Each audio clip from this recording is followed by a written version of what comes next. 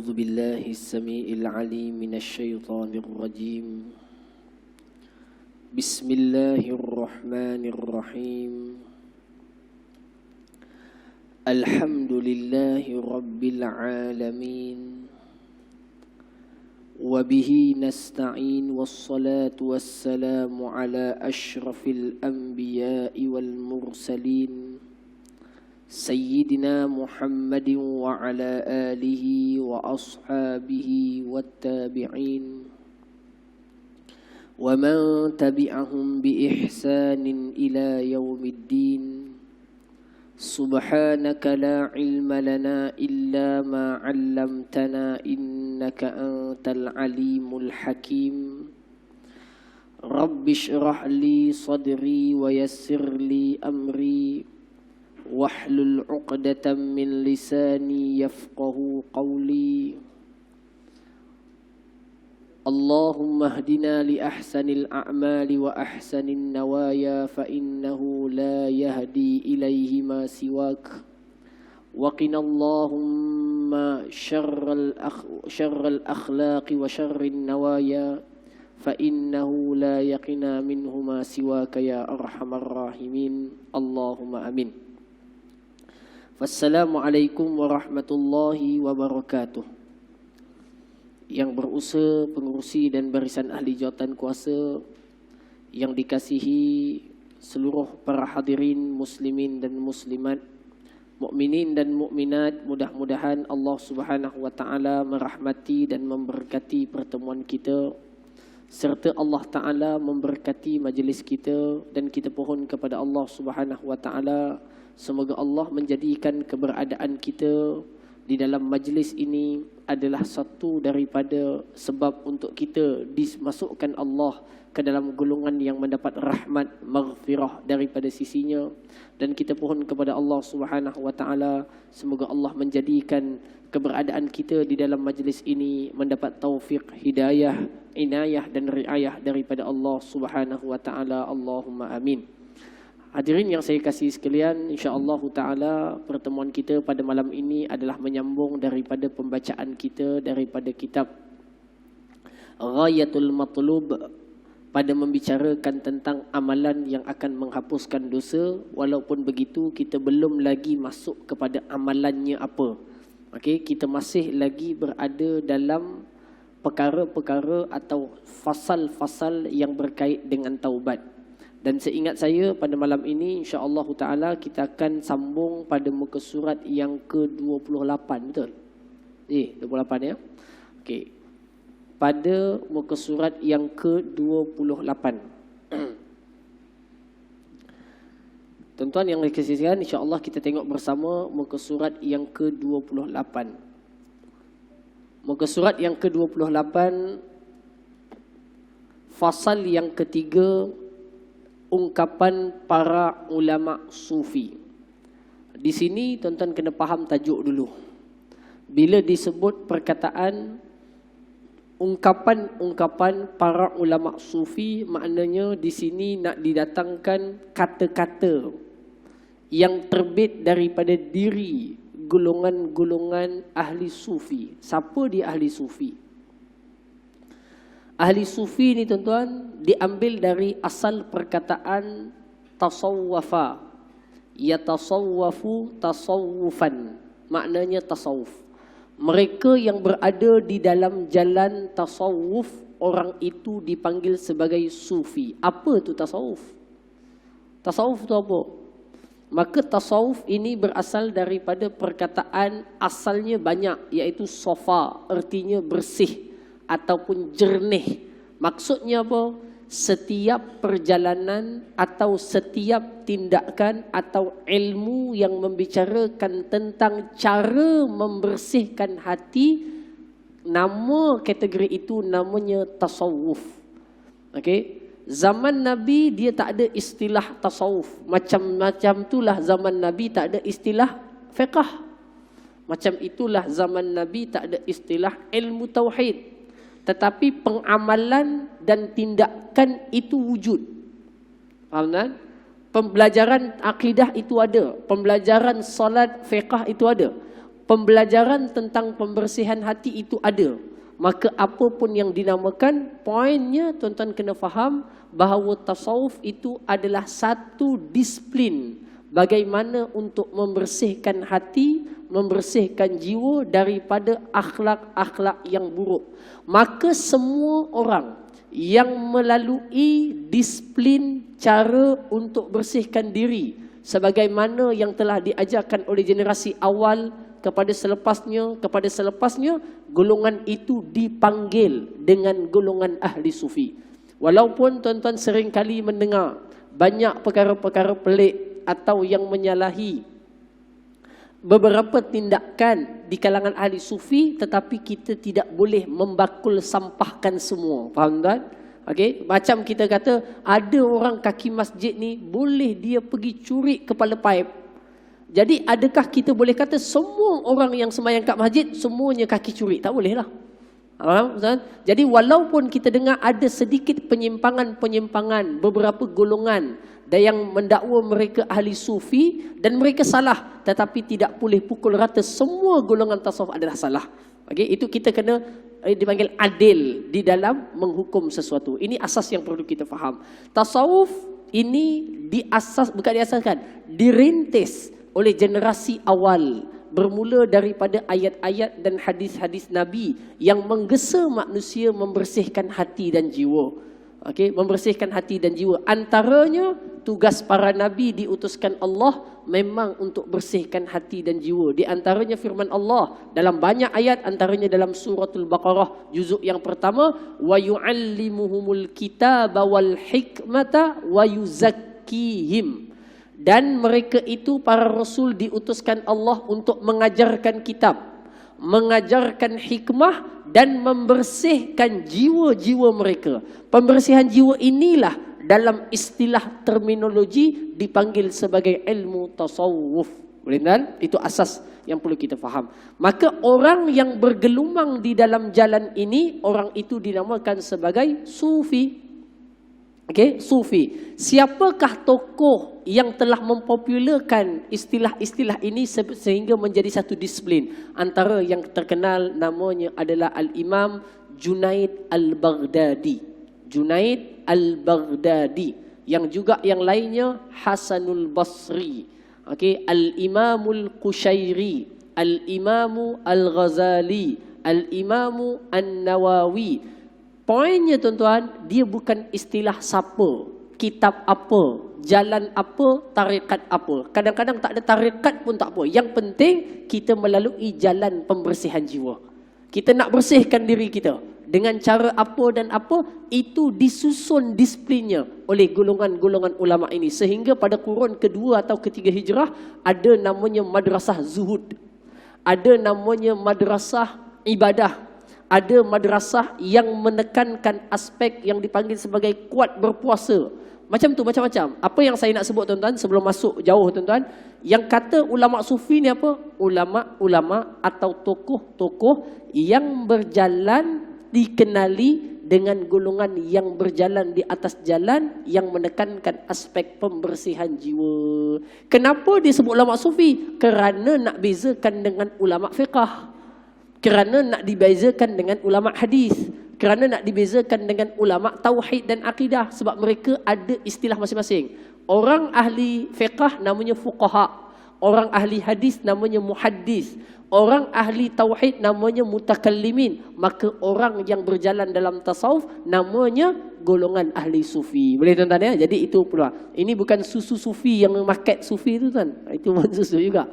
Okey. Itu susu sufi. Nah, ini dah, ini sufi. Baik. Hadirin yang saya kasih sekalian, satu. Kemudian katanya apa? Jadi kita tengok apakah kalam-kalam mereka. Sebab biasanya kalam ahli sufi ni tuan-tuan, kalam yang datang dari kejernihan hati. Bila kalam tu keluar daripada kejernihan hati, maka kalam itu dihalus. Halus sehingga menyedarkan kita. Okey, kalam-kalam tu datang daripada rasa cinta dia, rasa kasih dia dan sebagainya. Antara tokoh yang sangat terkenal dalam bab kalam-kalam ni tuan-tuan adalah Jalaluddin Rumi atau orang panggil Rumi. Okey, kalau tuan-tuan pergi ke Turki, pergi ke satu daerah namanya Konya, jadi ada di sana pengikut-pengikut ataupun legasi-legasi daripada Jalaluddin Ar-Rumi yang sangat terkenal dalam perkataan-perkataan hikmah. Ataupun ada seorang tokoh di Mesir namanya Al-Imam Ibnu Athaillah As-Sakandari dengan kata-kata hikam yang sangat terkenal. Ada nama kitab Hikam, okey, kitab Hikam bekas Menteri Agama Dr. Zulkifli dia ada karang kitab Hikam atau disyarahkan kitab Hikam. Saya rasa ada dijual, pernah sekali jual dekat kuliah duha Masjid Muttaqin, pernah satu ketika dahulu. Jadi itu Hikam. Hikam tu maknanya apa? Kata-kata hikmah yang datang daripada ahli-ahli sufi. Okey, ahli-ahli sufi. Baik. Kita terus pergi kepada apa kata-kata mereka yang mudah-mudahan dapat kita ambil hikmah daripada perkataan mereka. Setelah kita cerita Quran, cerita hadis, maka kita bawa kalam-kalam para ulama dan para salihin. Ustaz Abu Ali Ad-Daqqaq berkata, taubat terbahagi kepada 3 jenis. Orang taubat ni ada 3 jenis. Pertama, at-taubah. Yang kedua, al-inabah. Yang ketiga, al-aubah. Okey, ada 3. Taubah, inabah, al-aubah. Ini istilah. Maknanya apa? Mula-mula orang itu taubah. Dia punya peringkat yang lebih baik, nanti dia jadi orang yang inabah. Allah sebut dalam Quran, munibina ilaihi wattaquh. Kalau taubat, orang tu taubat. Innallaha yuhibbut tawwabin, orang bertaubat. Tetapi setelah taubat itu meningkat dan baik sehingga menjadi sifatnya, dia menjadi seorang yang inabah. Inabah ni orang yang nanti kita kalau sampai masanya mungkin kita akan pergilah tuan-tuan. Inabah, orang yang selalu hatinya menjadi cenderung terus untuk kembali kepada Allah. Munibina ilaihi wattaqun. Dan sampai kepada peringkat yang lain, nama orang itu adalah al-aubah. Okey? Al-aubah. Al-aubah diambil daripada firman Allah dalam surah Sad ayat yang ke-44, ni'mal abdu innahu awwab. Ini sifat seorang nabi. Innahu awwab, seorang yang amat-amat taat kepada Tuhannya. Jadi peringkat taubat ataupun taubat ada 3 jenis. Beliau menjadikan at-taubah sebagai permulaan jalan. Maknanya kalau kita tuan-tuan masih nak bermula, dapatkan makam taubat. Selalu bertaubat, kerap bertaubat, ulang lagi taubat, maka kita dapatlah peringkat taubah. Okey, setelah itu permulaan, kemudian al-aubah sebagai pengakhiran dan inabah sebagai pertengahan. Maknanya orang ini bermula dengan taubah. Kemudian nanti setelah itu menjadi sifatnya, dia akan naik ataupun berada kepada keadaan hatinya yang selalu inabah kepada Allah. Inabah kepada Allah. Hatinya dia tak boleh, istilah bahasa tuan-tuan, hatinya takkan senang kalau tak kembali kepada Allah. Bahasanya begitu. Takkan lapang, takkan tenang melainkan dia kembali balik kepada Allah Subhanahu wa taala. Al-inabah. Setelah dia berada dalam situasi itu yang kuat, yang kemas, sehingga membawanya pergi kepada satu kedudukan dan makam yang dipanggil atau dinamakan sebagai al-awwab. Orang yang sangat-sangat taat kepada Allah Subhanahu wa taala. Seorang yang bertaubat kerana takut kepada balasan Allah dinamakan taubat. Maknanya kalau dia takut, ya Allah nanti kalau kena azab ni, dia pun bertaubat, kembali. Maka orang itu namanya orang yang taubat. Yang kedua, orang yang bertaubat kerana mengharapkan pahala daripada Allah, namanya inabah. Dia bukan takut, tapi dia kata, aku bertaubat kerana ganjaran Allah SWT itu banyak, besar, tuan-tuan. Jadi diharapkan rahmat Allah berbanding takut azab Allah. Okey, orang ini dinamakan atau digolongkan sebagai golongan namanya orang yang inabah, yang kita sebut tadi, yang selalu nak kembali kepada Allah. Kemudian golongan yang ketiga, bertaubat kerana menyahut perintah Allah. Dia tak tengok pahala, dia tak tengok dosa, dia tak itu, tak ini. Dia kata Allah adalah untuk aku sembah dia. Orang ini namanya aubah. Jadi tiga jenis. Kita kadang-kadang buat sebab takut Allah azab kita, lalu kita buat. Maka kita dalam golongan kategori itu. Ataupun kita nakkan pahala yang banyak, tuan-tuan, maka kita dalam kategori selalu kembali kepada Allah sebab nak banyakkan pahala. Namanya munibin, orang yang kembali. Adapun orang tak, dia tak kisah pada itu, pada azab, pada nikmat, pada apa, dia kata Allah telah berikan banyak nikmat, Allah telah ciptakan, dialah segala-galanya, dia mesti ditaati.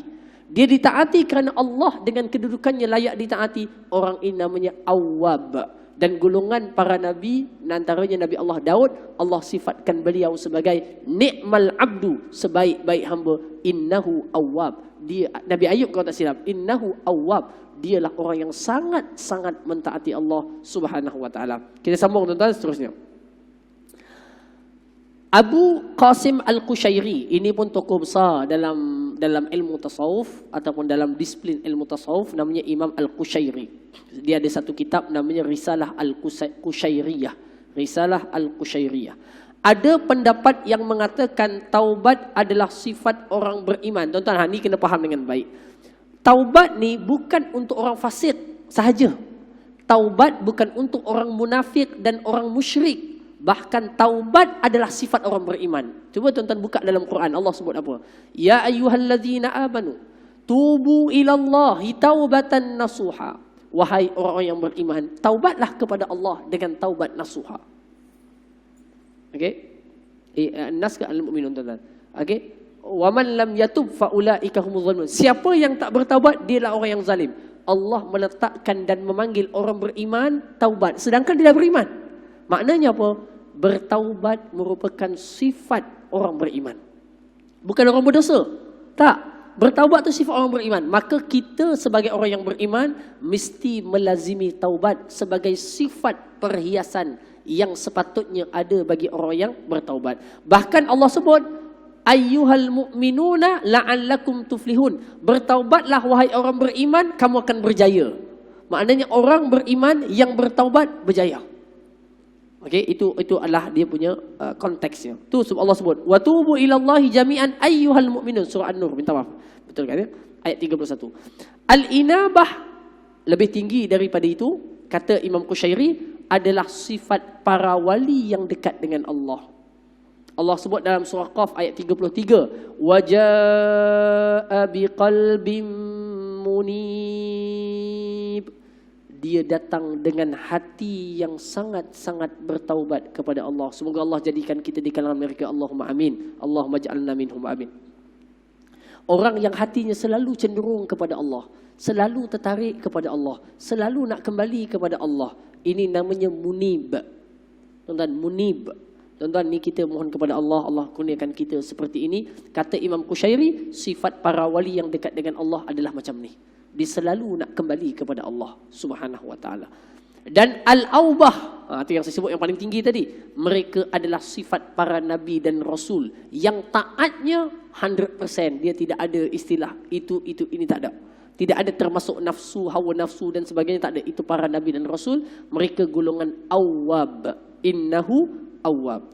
Zunnun berkata, Zunnun ni siapa tuan-tuan? Zunnun al-Masri, seorang tokoh besar dalam bidang tasawuf juga, berkata, taubat orang awam ialah taubat daripada dosa. Macam kita tuan-tuan, macam saya lah. Macam saya. Kita punya taubat apa? Taubat daripada dosa. Buat dosa, taubat. Buat maksiat, taubat. Buat dosa, taubat. Lalai, taubat. Ataupun buat dosa, maksiat, taubat. Itu kita, awam. Okay? Taubat orang yang special, khawas, adalah taubat daripada kelalaian. Dia jumpa kita, dia jumpa Haji Mahfuz, dia kata, Ji, saya ni banyak dosa lah, Ji. Kamu mana ada buat maksiat apa, dosa apa? Dia kata, saya ni tidur dah terbanyak hari ni, dah 10 jam tidur dah. Lepas tu hari ni tak banyak baca Quran. Dia tak buat maksiat, tapi dia rasa terlalai. Kelalaian itu dia anggap dia berdosa. Orang ini tuan-tuan peringkatnya lebih tinggi. Kita buat maksiat, bertaubat, itu kebanyakan. Tetapi orang ni dia tak buat maksiat, tapi dia rasa dirinya lalai. Kelalaian itu dianggap dosa. Kelalaian itu dianggap dosa. Ini lebih tinggi kedudukannya. Okey, kata Zunnun al-Masri. Manakala taubat para nabi dan para rasul adalah menganggap lemahnya diri mereka daripada mencapai apa yang dicapai oleh nabi-nabi yang lain. Para nabi pun bertaubat tuan-tuan. Tapi taubat dia bukan sebab lalai, sebab mereka selalu ingat Allah. Tetapi mereka melihat makam dan kedudukan, perjuangan dan pengorbanan nabi yang lain dalam berdakwah lebih daripada mereka. Lalu mereka merasakan, bandingkan dengan yang ini, siapalah. Nabi sebut dalam hadis, wa inni la astaghfirullah wa atubu ilaihi fil yaumi mi'ata marrah. Sesungguhnya aku bertaubat dan beristighfar kepada Allah sehari 100 kali. Dengan dosa pun Nabi bertaubat. Nabi tak melakukan dosa. Kenapa bertaubat? Lalai? Tak. Nabi sentiasa mengingati Allah. Dengan apa? Dengan dia merasakan lemahnya ia berbanding dengan para nabi yang mendahulunya daripada pengorbanan dan sebagainya. Rasa ini menjadikan para nabi itu merasa dirinya melakukan kesalahan walaupun itu bukan satu kesalahan. Boleh faham tak? Jadi makam-makam taubat ini perlu kita perhalusi bersama. Semoga Allah Ta'ala capaikan kita pada peringkat yang lebih baik. Al-Junaid, Junaid ni mana? Imam Junaid Al-Baghdadi berkata, taubat mempunyai 3 makna. Pertama, menyesali kesalahan. Kita buat salah, astagfirullahalazim, ya Allah. Itu taubat dah. Nabi sebut dalam hadis, an-nadamu taubah. Menyesal itu taubat. Menyesal, taubat. Okey. Kedua, berazam untuk terus meninggalkan perkara yang dilarang Allah. Okey. Kedua, taubat ada 3 makna. Pertama, menyesal. Kedua, azam untuk tak nak buat. Ketiga, berusaha menunaikan hak orang yang dizalimi. Dia duduk fikir je, kawan aku yang tu aku pernah ngata dulu, dah selesai belum dengan dia? Kawan yang tu aku ambil duit dia, dah bayar belum? Hutang orang tu belum? Dia selalu fikirkan itu. Orang ni orang taubat. Tapi kalau dia kata, bagus juga dia tak minta duit tu ya, selamat aku. Orang ni dia tak nak taubat, tuan-tuan. Hak orang dia senyapkan je. Tak. Dia khawatir, dia fikirkan apa hak orang yang belum diselesaikan lagi. Maka ini adalah jalan dan jenis orang yang bertaubat. Beliau berkata lagi, siapa beliau? Junaid Al-Baghdadi. Taubat ialah penerimaan kepada Allah secara menyeluruh, seperti mana kamu berpaling daripadanya secara menyeluruh. Tuan-tuan, terima, serahkan diri. Ya Allah, apa engkau perintahkan kepadaku, aku laksanakan. Sebagaimana kita berpaling daripadanya saat melakukan maksiat secara menyeluruh. Waktu itulah kita serahkan balik kepada dia secara menyeluruh. Tuan-tuan, ini adalah dia punya cerita ni, tuan-tuan, ceritanya tinggi. Tinggi macam mana? Tinggi maknanya ia melibatkan kita betul-betul rasa Allah itu sentiasa melihat kita, dan saat kita bertaubat kita buat pengakuan, ya Allah, aku mengakui engkau sedang melihat hatiku. Maka ya Allah, aku serahkan diriku kepada. Ini orang yang Islamnya dan imannya diserahkan pada Allah, dan dia taat sebagaimana tuan-tuan tengok binatang yang diikat, dia taat je, ke mana dia tarik dia pikul. Orang yang beriman, dia dah serahkan dirinya pada Allah Ta'ala, dia terikut sahaja dengan semua perintahnya. Ini bukan senang, tuan-tuan ya, tapi ini mudah-mudahan Allah masukkan kita dalam golongan-golongan seperti ini yang selalu berada dan terikat dalam melihat Allah Subhanahu Wa Ta'ala dan taat kepadanya. Sahal bin Abdullah At-Tustari. Okey, Sahal bin Abdullah At-Tustari. Sahal ni, tuan-tuan, kalau tuan-tuan nanti rajin balik rumah ke, tuan-tuan bukalah Google cerita tentang Sahal bin Abdullah At-Tustari. Dia ni hebat ni, tuan-tuan. Dia sejak kecil sudah jadi anak yatim, membesar dengan pakciknya, dan sejak kecil lagi dia umur baru 5, 6, 7 tahun, tuan-tuan, dia dah bangun malam. Tapi bangun malam waktu tu tak pandai sembahyang lagi. Tapi dia tengok pakcik dia sembahyang, qiyam, pakcik dia ajar baca zikir. Dia daripada kecilnya tu macam itulah dia bangun. Dengan sifat perangai itu. Membesar, tuan-tuan, sehingga dikenali sebagai tokoh salihin yang amat luar biasa. Namanya Sahal bin Abdullah At-Tustari. Seorang tokoh yang hebat, sehingga beliau dikenali pada zaman mudanya seorang pemuda yang tak pernah dikenali melakukan dosa. Sahal orangnya, tuan-tuan. Sahal bin Abdullah At-Tustari, orang yang hebat. Beliau kata apa dia? Taubat adalah meninggalkan penangguhan. Dia tak menangguh. Okey, itu taubat. Orang taubat ni tak tinggalkan penangguhan. Sama ada penangguhan taat atau penangguhan taubat. Maknanya kalau dia sampai waktu buat, terus buat. Okey, macam saya, macam kita, tuan-tuan, kadang-kadang waktu tengah ngantuk tu, azan berkumandang, kita kata tak apalah, nantilah. Okay, kita menangguh menyangkut perintah taat. Ataupun kita rasa berdosa dah, tapi kita kata nantilah bertaubat. Ternyata tak sempat, nanti sudah meninggal dunia. Jadi itu secontoh daripada apa yang dikatakan oleh Sahal bin Abdullah At-Tustari rahimahullah ta'ala.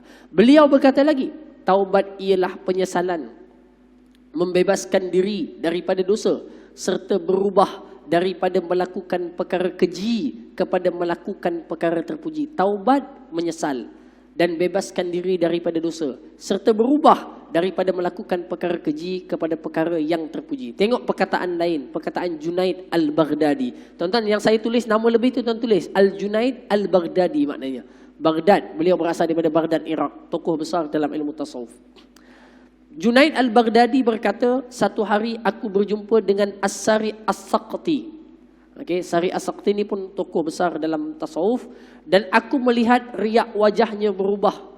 Lalu aku berkata kepadanya, kenapa kamu? Maksudnya kenapa wajah kamu berubah riaknya?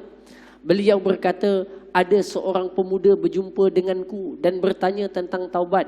Maka aku pun kata kepada orang itu, taubat ialah kamu tidak melupakan dosamu. Maksudnya apa tuan-tuan? Kita pernah buat dosa, dia terngiang-ngiang dosa tu. Terngiang-ngiang dosa tu. Padahal dosa tu buat dah 5 tahun lalu dah. Tapi kita kata, ya Allah, kita ingat lagi kita langgar kucing sengat.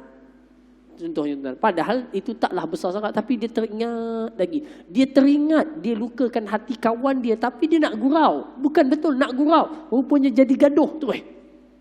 Dia, Allah, kenapalah dulu aku buatnya tu, astagfirullahaladzim. Mengingat dosa adalah makna dia memang menyesal dengan dosa itu. Okey? Jenis orang yang tak kisah dosa ni tuan-tuan, dia buat banyak mana pun esok lupa dah. Dia buat lagi esok lupa dah. Buat lagi esok lupa dah. Sedangkan bertimbun sudah dosanya. Tapi orang yang beriman, yang hatinya halus, tuan-tuan, bila dia melakukan dosa atau kesalahan, tuan-tuan, dia ingatkan dosa dan kesalahan itu. Okey? Teringat. Jadi kalau dia datang balik memori tadi, dia jadi sedih. Dia kata, ya Allah, kenapa aku buat begitu? Ini tuan-tuan orang yang tandanya dia bertaubat.